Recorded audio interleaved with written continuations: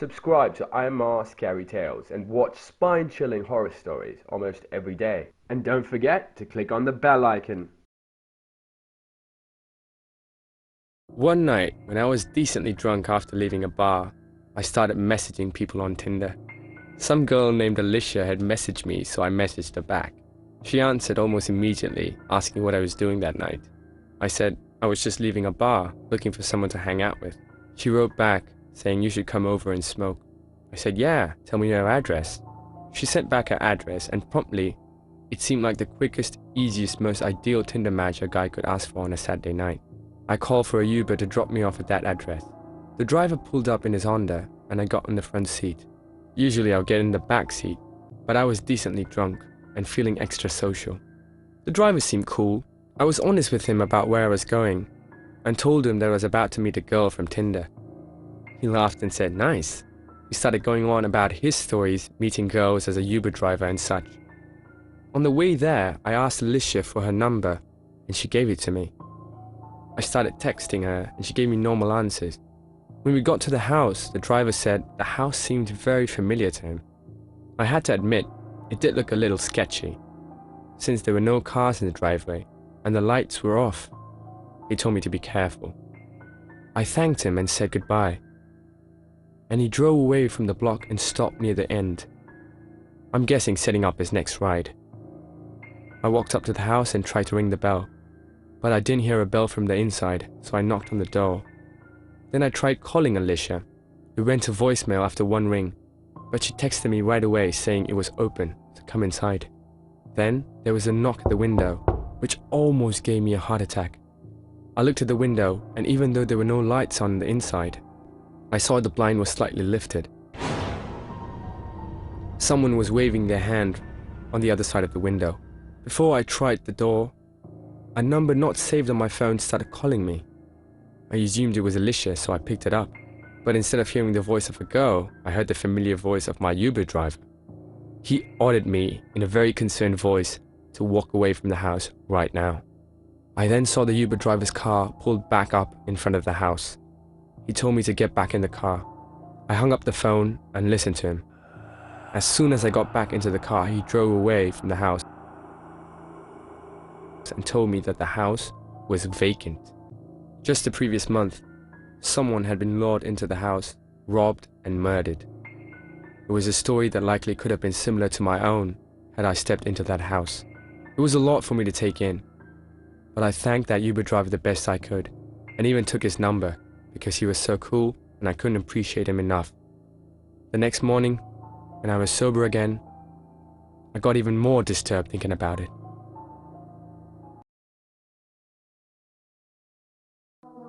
I used to frequently use TikTok watching trick shots, gaming posts, and other comedy clips. There was one guy who I followed though, but the clips he posted were very unusual. They weren't very nice, to be honest. He used to wear this featureless mask and do things like spy on people in their house and frighten them. He even went as far as to attack someone. I gotta say, I'm not sure if it was real or not because the clips would end before you could tell. But it felt genuine to me. I'm not proud that I watched this guy harass and assault people, but I did. One day I noticed I had gotten a new follower on TikTok. It was the same guy that I just mentioned. At first I was a bit worried, but shrugged it off. I was in an underground parking lot after I was done grocery shopping. It was late in the evening, so the parking lot was practically empty. Well, it looked empty, but I could feel that there was someone there with me. I suddenly became very paranoid. That night I was scrolling through my TikTok and saw a clip that made my heart sink. It was me in the parking lot looking anxiously around my surroundings. It was by the same guy that had followed me on TikTok from earlier. The next 2 days were the same. I was very paranoid, thinking I was being watched and followed, and my suspicions were confirmed because each night that guy had posted, it was clips of me. I felt sick and decided to call the police. Unfortunately, they said there wasn't much they could do, as no crime had been committed. A week went by, and the post stopped. I started to relax, thinking maybe he had just moved on, and it was all part of his prank thing or whatever. That was until I was attacked outside my house. I was hit over the head with something. I fell to the ground nearly knocked out, but I was still conscious enough for a moment to see. What I saw will haunt me forever. It was a man standing over me with a featureless mask holding a phone up. I passed out, but the next thing I remember was waking up in a hospital. I was found by someone who lived nearby. I told the police of what happened, but his account had been deleted. Whether or not his clips were staged or fake, his assault on me certainly was real. The weird thing I don't understand is why he deleted his account after attacking me. Unlike the other people, I deleted my TikTok. And this incident and the experience has scarred me for life. I just want to tell you, be aware of your surroundings because you never know who could be watching you. And honestly, I would stay off of TikTok and any other social media.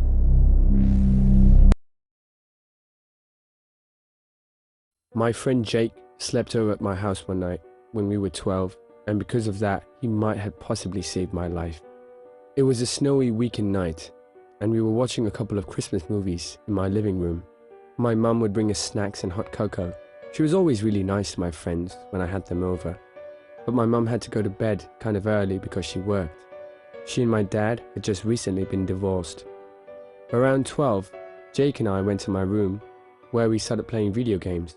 I don't remember much after that, besides falling asleep a little while later. I woke up in my bed, feeling extremely cold and also really thirsty. I went to the kitchen downstairs to get a cup of water. I noticed how much colder it had become upstairs as opposed to downstairs. I went back to my bed and tucked myself in. As I lay there, trying to fall back into sleep, I realized Jake was breathing really weird, like a deep, heavy breathing.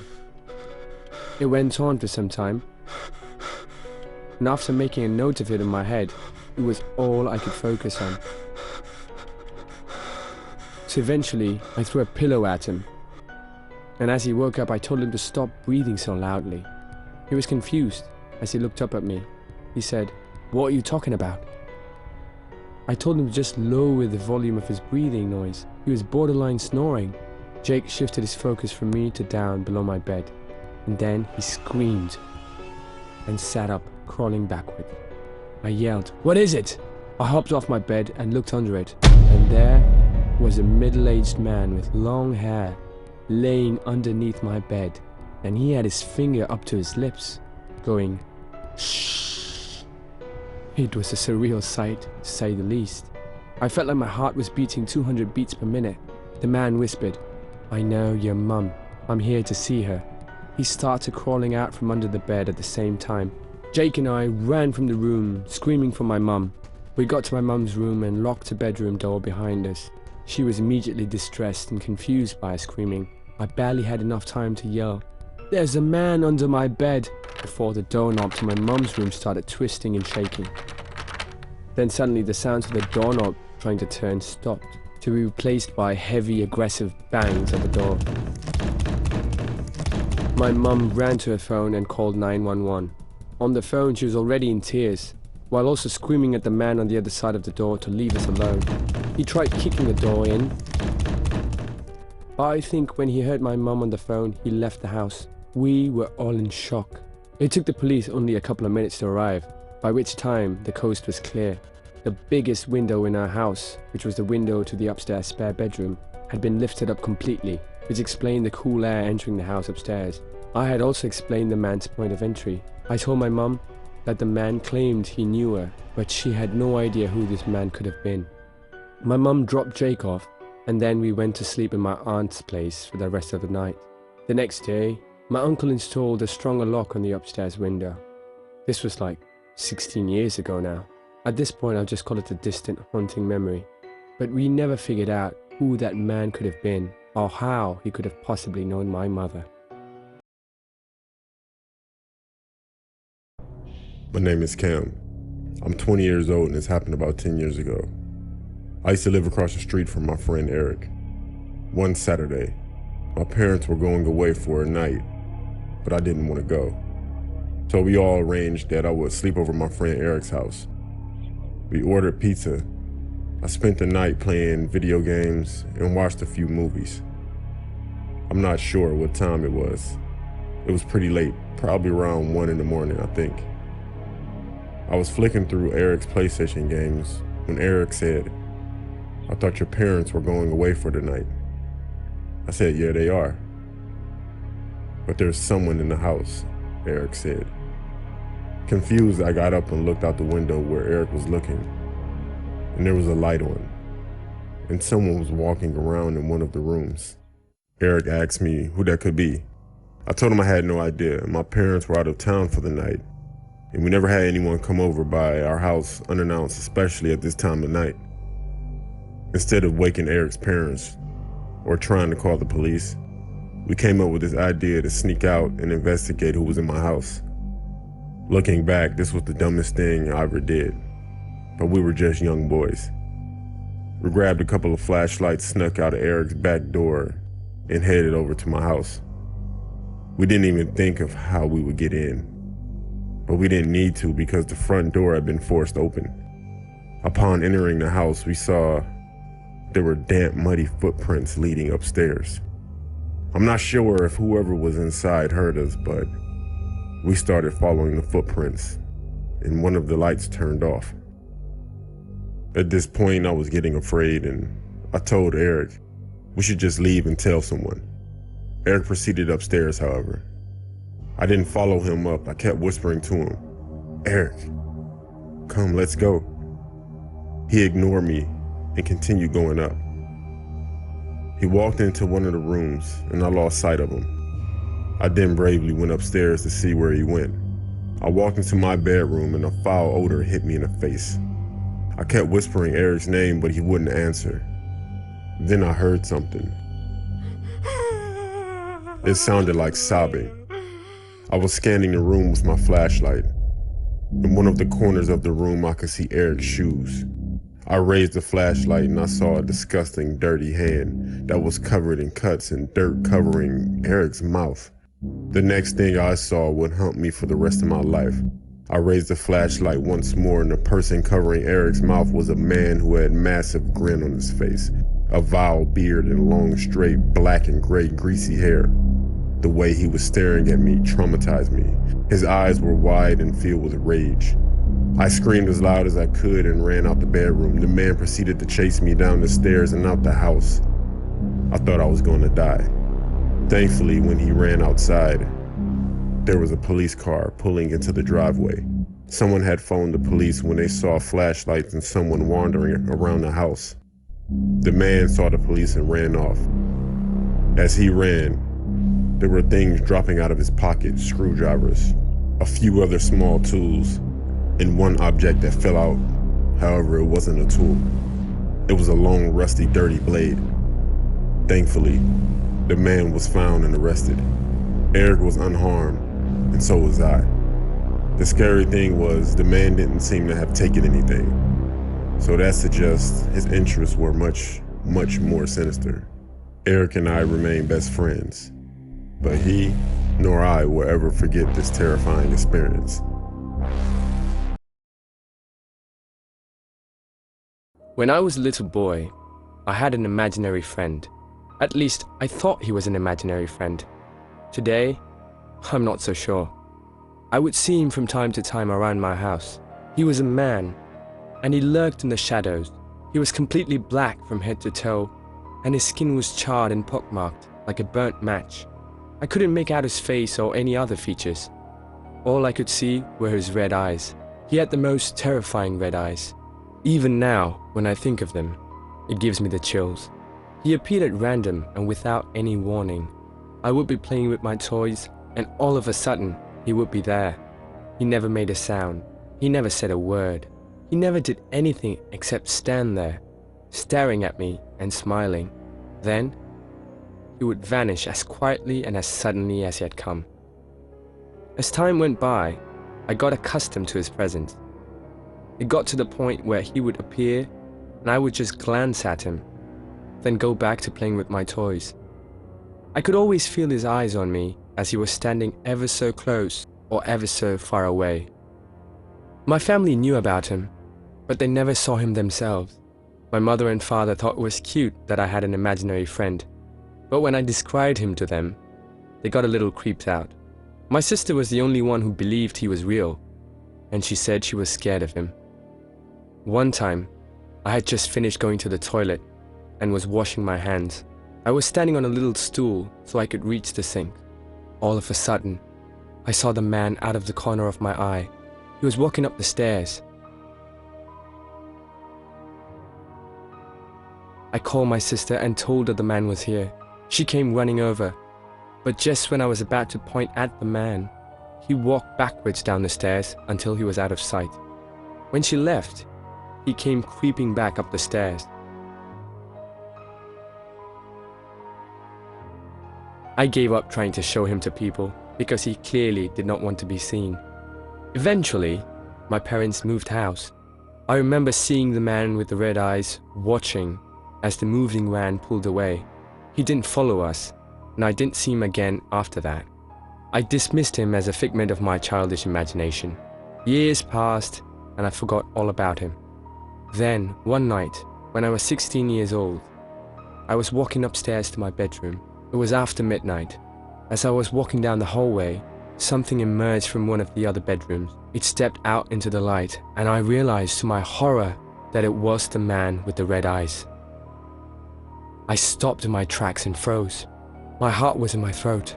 He just stood there staring at me. The red eyes burned bright, and he flashed me a malicious smile. Then, still staring at me, he slowly walked across the hallway and into my bedroom.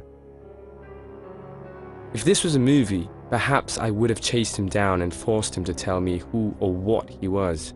Perhaps it would have ended in me fighting him to the death. But this wasn't a movie. It was real life, and I did neither of those things. I simply turned around, ran back down the stairs, and fled from my house.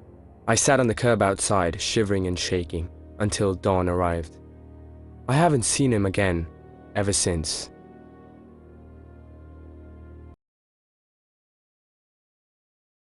A few months ago, I treated my girlfriend to a vacation in Paris. We stayed at some hotel called the Hotel Atmosphere. My job allows me to work remotely from my laptop on my own hours. So at some points during our couple of days there, I would sit in the lounge of the hotel by the Wi-Fi area to get my work done. My phone started to ring. It was my girlfriend calling me, and as I picked up the phone, I went to the nearby room where the coffee was and poured myself a cup. My girlfriend was calling me from the room talking about the things we should do that day. When I walked back to the lounge area where I left my laptop, I got a sickly feeling when I realized it wasn't there anymore. I went first to the lady at the front desk to ask her if she had seen anyone leave the lounge area with a laptop.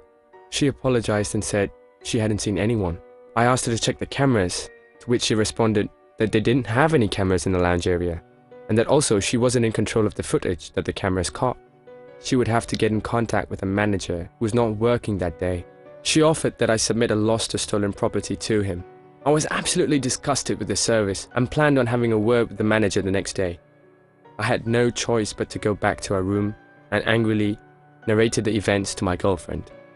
She tried calming me down and saying there was nothing we could do about it, and that it was best that we just go out and enjoy the vacation that I was paying for. As angry as I was, I had to accept that she had a point. We both turned off notifications on our phones so we wouldn't be distracted, something we usually did on vacation. Then we went out and explored the great city, did a little bar hopping, then got back to a hotel late at night. It wasn't until we finally crashed into bed that I opened my phone to check for new emails and texts and all that, since I couldn't do that on my laptop now. When I was going through my email, I realized every single email I'd received that day was opened. This included emails from work and a couple of relatives. I started to panic because I knew how much delicate information I had. Not just my email account, but my whole computer, which was signed in when I left it. I basically had all my personal information saved on that computer, including home address, phone numbers, personal pictures, passwords, credit card info, bank account info. I was a fool for leaving it unattended for even a minute. I immediately changed all the passwords to my emails and other important accounts. That didn't matter for what was about to come through. After opening my messages app to check my text, since I hadn't done it all day, I noticed a text from an unknown number. It was a bunch of pictures that were saved on my computer. Bad, personal pictures that I wouldn't want anyone to ever see. Then there were pictures I didn't remember taking, pictures of the hotel hallway and a hotel door. It was our hotel door. There was also a picture of me standing at the front desk talking to the lady about my missing laptop. It was taken from behind the glass door at the entrance of the hotel. Under all the pictures was a text saying, "I have all of your info, including your address and your current hotel room." This was sent using an untraceable phone number. "Don't bother contacting the police." The rest of the message basically demanded that I pay a certain amount of Bitcoin to a specific Bitcoin wallet, or else. It literally said, "or else." I'm not even fabricating this. I didn't know what else to do besides show my girlfriend the messages, as well as all the embarrassing pictures. She started to panic more than me, and she honestly just made me even more tense. I left the room to go to the bathroom to think. He was asking for $1,000 worth of Bitcoin, but even if I paid that, I had no reassurance that this person wouldn't share those pictures, or keep my laptop, or God knows whatever else. I decided that I wouldn't pay the ransom. My girlfriend agreed with my decision, and then we went back to bed. Of course, I was not tired at all anymore, neither was my girlfriend. We sat up leaning on the headboard of the bed, talking, thinking, and worrying for a couple of hours. And then there was a knock at the window of our hotel room. We both gasped. Well, my girlfriend more so let out a short scream. I turned off the lamp so that whoever was out there couldn't see inside.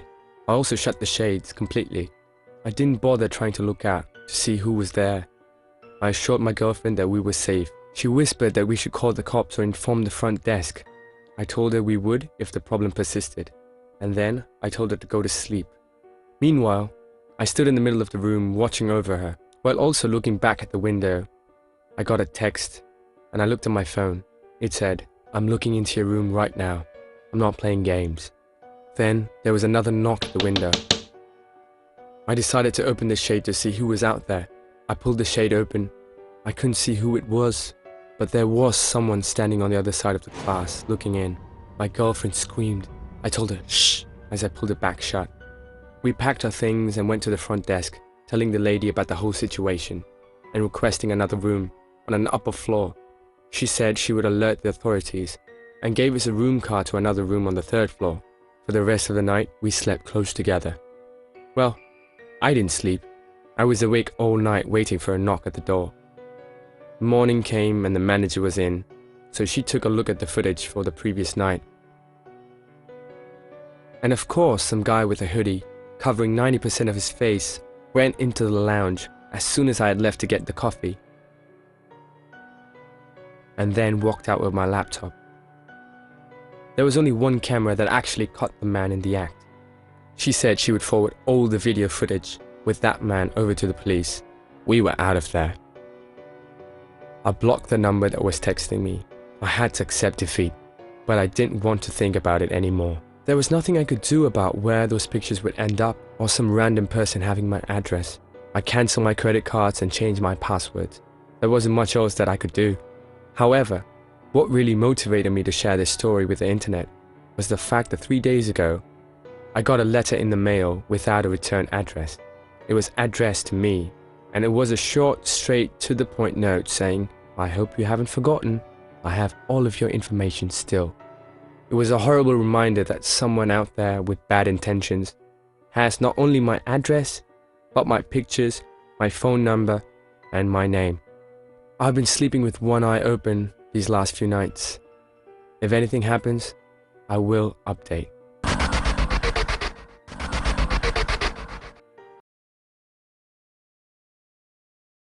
This happened when I was 12 years old, an age old enough to be aware of my surroundings and have a pretty good sense of danger, but still around that age that attracts a certain selection of creeps. We live in a decently busy neighborhood. However, we are on a dead-end block near Forest Preserve, and across the street from us is a sump, and if you were going through the Forest Preserve, you would find yourself in a small community park. There was this one Saturday night that a mini carnival had been held in the park, and since I wasn't doing anything with my friends, my mum suggested that I go check out this carnival. She isn't the kind of mum who tells her kids not to go out past dark. She's always let me do my own thing, so I ended up going. I crossed through the forest with a flashlight and eventually passed a fence that led to the park. Lit up with carnival rides everywhere, a Ferris wheel, a mini roller coaster, some of those big spinning rides, and of course, concession stands and carnival game booths. It was late enough, but it wasn't very crowded. There was also a big circus tent with red and white stripes, where I saw some people entering. I poked my head inside, where I saw 4 rows of people in the audience, and on this mini stage there were 3 clowns performing tricks. One was on a tricycle, one was juggling, and the other was just dancing around. Then the dancing one noticed me poking my head inside the tent, and he skipped over closer to me and started to wave his index finger, signaling for me to either come closer or to come onto the stage. I didn't really know. All I knew is I didn't want to do either, so I walked away. I ran into a friend of mine at the carnival, and I hung out with him for about half an hour. Pretty soon the carnival was closing down, and everybody started to leave. I said goodbye to my friend and made my way towards the woods. And when I was near the fence, I heard a shuk shuk shuk. It came from behind me.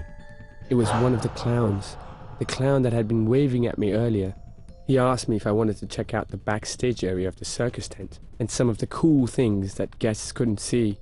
I said no, very quickly, and walked into the forest, looking back every few seconds to make sure I wasn't being followed. Luckily I wasn't. The clown just stood there watching me with this painted-on smile on his face, making the situation even more disturbing. When I was out of view, I began to run for a bit, and I was confident that he wouldn't be able to find me. I was not going to tell my mum what had happened because I loved being allowed out whenever I wanted to, and I feared that this might ruin that. It's a half-mile walk through the woods, and I was probably 3/4 of my way there when I heard it again. This time I immediately felt sick. I turned and I saw the same clown walking out from the darkness of the woods.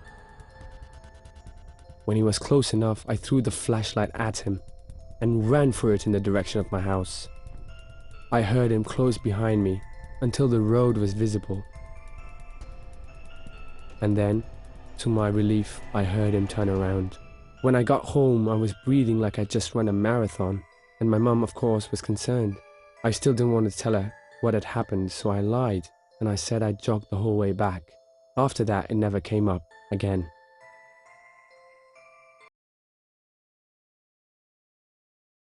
When I was 4 years old, my mum and I moved into a large colonial house that was built in the late 1800s. My mum always had a weird feeling about that house. There was a little bricked off section in the basement, and we never really knew why it was there. My mother told me that soon after we moved into the house, I suddenly had an imaginary friend. One day, out of the blue, I told her that I had been playing with a little girl named Jenny. She thought that it was just a phase and didn't pay much attention at first. I told her that Jenny wanted me to let the cat go into the basement so that she could play with it. My mother allowed me to let the cat go down there.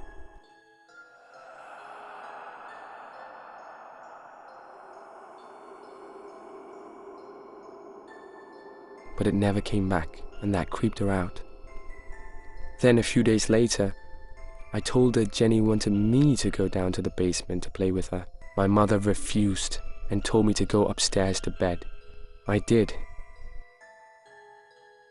And when I woke up the next morning, I had deep scratches on my back and legs. My mum decided to research the history of the house. She found an old picture of the house and the family who used to live there. She showed me the picture and asked if I recognized any of them. There were 7 little girls in the picture, and without hesitation, I pointed to one of them. The names of all the family members were written on the back. The girl I had pointed to was named Jenny. My mother got scared, because doing her research, she had discovered that the girl named Jenny had gone down to the basement one day and was never seen again. The family never found her, and they moved shortly after that. After I identified the girl in the picture, it was all way too much for my mum to handle. We moved out of the house and found somewhere else to live. When I turned 18, my mum told me all about what had happened in the house. It still scares me when I think about it.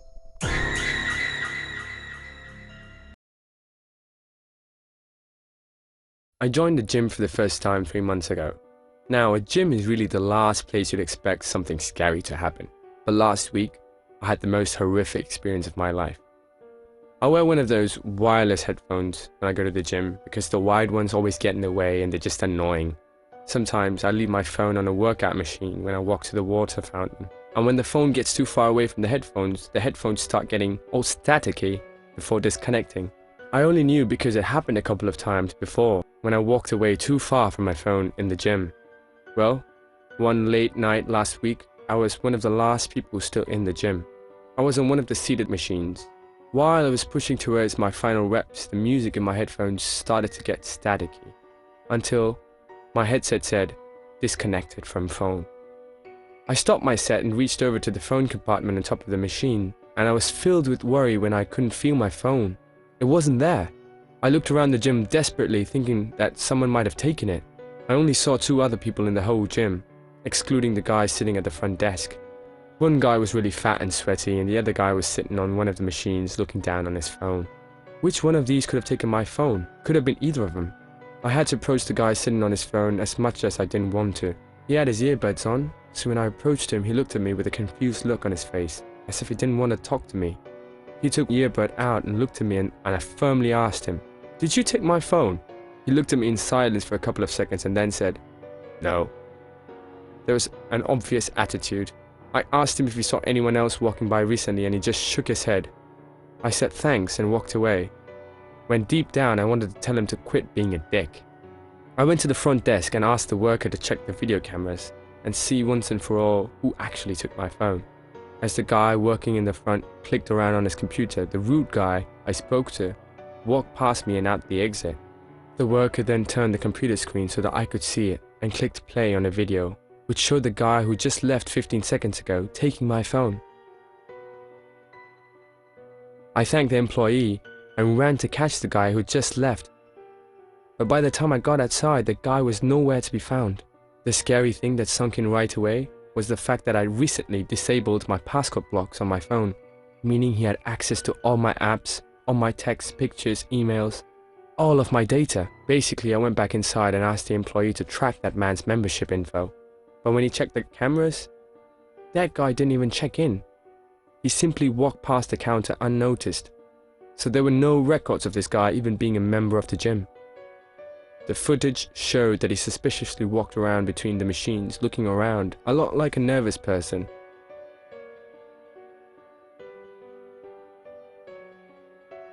I asked the employee to report that to the police. He said he'd show it to his boss tomorrow. The next day, I called my best friend Tom so I could tell him why I wasn't answering his texts for a while, and to also see if he could tell all my other friends what had happened. He started to freak out on the phone, begging me to tell him I was kidding about losing my phone. He told me that someone had been sending him texts and came to his house. I didn't understand, so he said he'd be over to show me. 10 minutes later, Tom got to my house and showed me a long conversation between him and someone using my phone, pretending to be me. It started out with the person on my phone saying, "Can I stay at your place tonight?" I got into a huge fight with my parents. Tom said, "Yeah, let me know when you can come over." Then the guy who was using my phone said, "Can you just leave the back door open? I'm going to be super late and I don't want to wake you." The conversation went on a little while longer before Tom finally agreed to just leave the back door unlocked. Tom went back to sleep under the impression that it was actually me who would be coming through the back door. When we finished reading the conversation, Tom looked at me and said, "We need to check the cameras." We rushed to his house together and watched the footage captured on the cameras throughout his house. I was disturbed, but also not surprised to see that the man from the gym who took my phone walked in through the back door of Tom's house. He scavenged the place, grabbing expensive household objects and throwing them into his pockets. He moved from the den to the kitchen and eventually upstairs.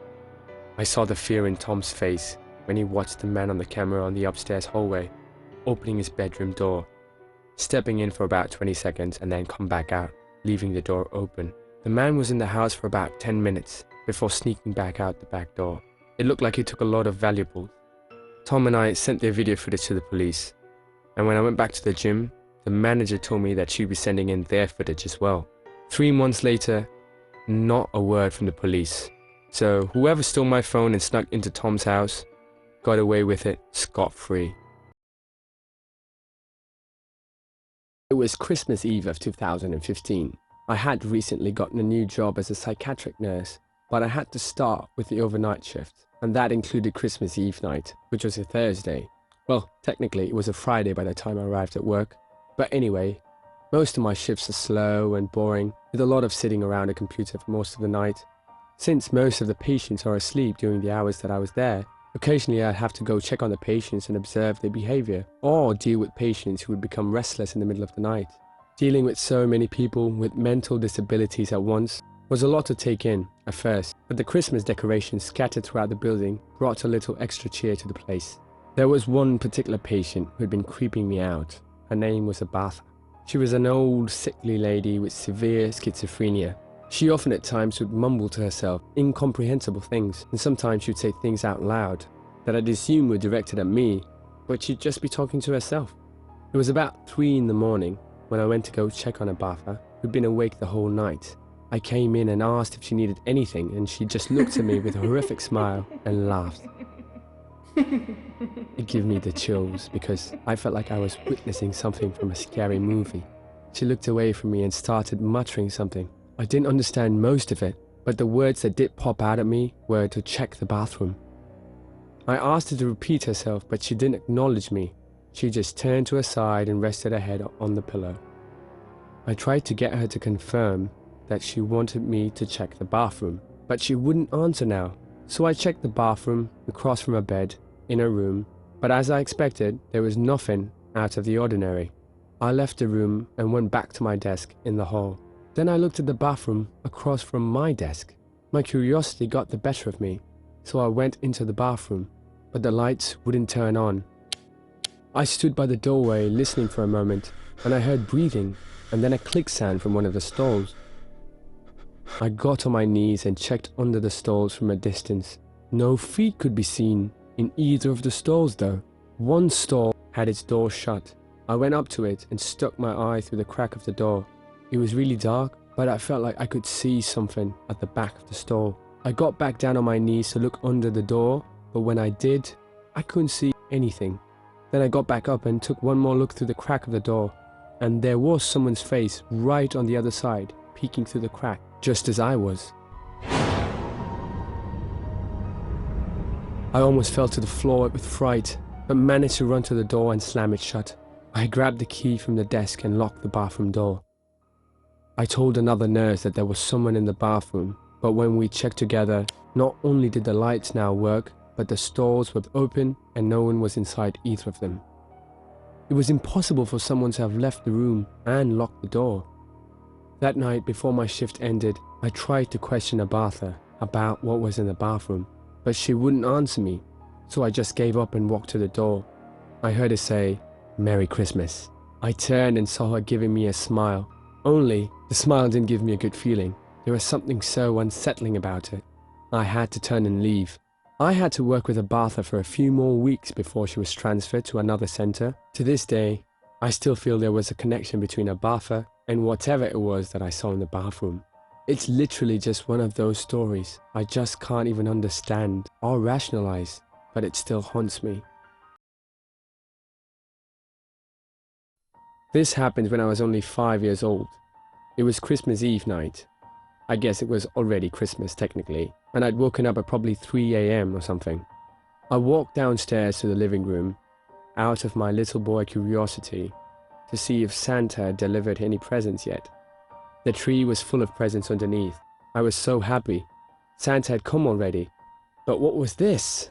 There was someone in the kitchen going through the fridge. I remember stepping into the kitchen and seeing a really tall man going through the fridge, chugging a milk carton. When he spotted me, he put the carton back in the fridge and shut the door. He then put his fingers on his lips to tell me to be quiet. "Are you Santa?" I asked him. "Yes, I am," he told me quietly. He walked past me, patting me on the head, and stepped into the living room next to the tree. I don't know what I was thinking. Even at 5 years old, he wasn't wearing anything even resembling Santa. He looked around at all the gifts. I thanked him for all the presents as he began picking up the bigger boxes. I remember being confused and I'm pretty sure I asked him why he was doing what he was doing, but I don't remember exactly what he said. I believe it was along the lines of just replacing the gifts with better ones in my sled. I believed whatever he said, though he walked out the back door with 3 boxes. He came back in momentarily to grab one more and then left once again. He came back in and patted me on the back and told me not to tell my parents that I'd seen him. I smiled and agreed, and he took off. I waited for him to come back with the replacement gifts, but he never did. I eventually went up to tell my parents, despite what he had said. When my parents realized I wasn't joking, they sat up shocked and ran past me downstairs. When they saw half the presents were gone and the back door was left wide open, my mum screamed like a deranged person. I remember my parents were practically scolding me, demanding me that I describe the person who entered our house. Of course, being 5 years old, the description I gave was anything but useful. All I probably told them was, he was tall. It's been almost 15 years now, and at this point, it's nothing but a story to tell rather than a bad memory, seeing as I was only 5 years old when it happened.